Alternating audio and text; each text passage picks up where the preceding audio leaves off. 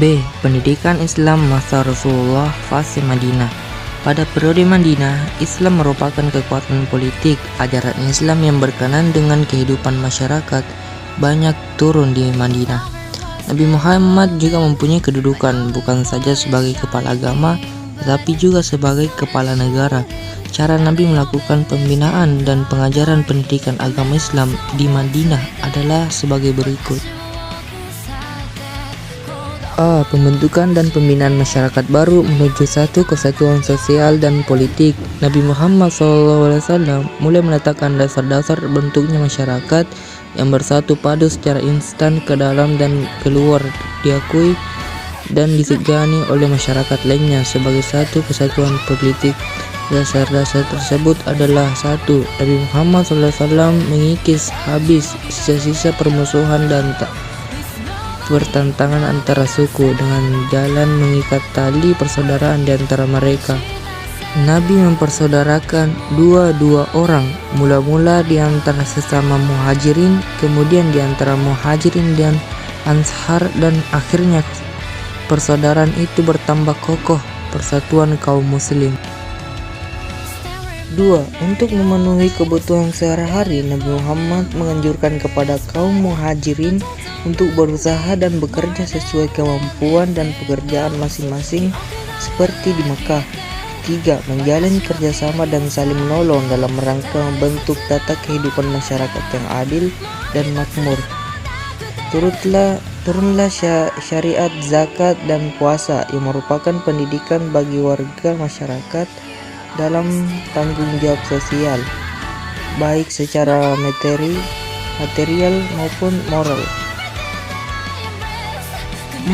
Suatu kebijaksanaan yang sangat efektif dalam pembinaan dan pengembangan masyarakat di Madinah adalah disyaratkannya media komunikasi berdasarkan wahyu, yaitu salat Jumat yang dilaksanakan secara berjamaah dan azan.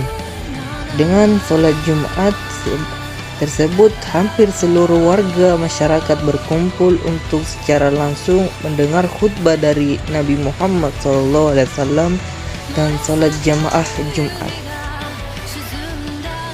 Rasa harga diri dan kebanggaan sosial lebih mendalam lagi setelah Nabi Muhammad SAW mendapatkan wahyu dari Allah SWT untuk memindahkan kiblat dan salat dari Baitul Maqdis ke Baitul Haram Mekah.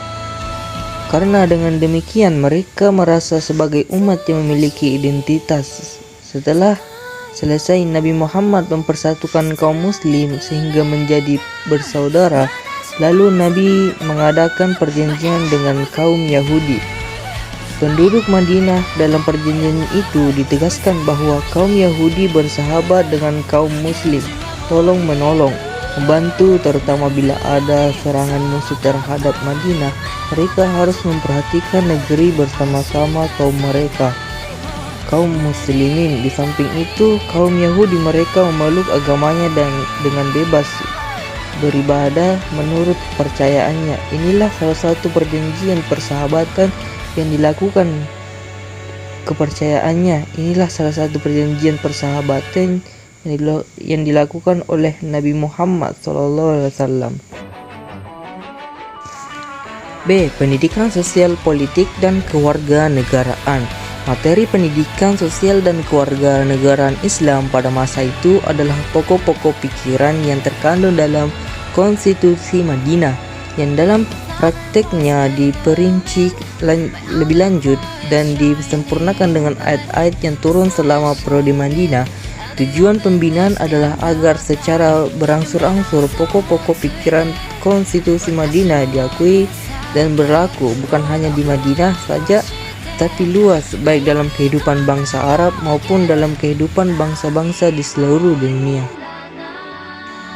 Cukup sekian dan terima kasih. Saya akhiri, wabillahi taufiq wal hidayah.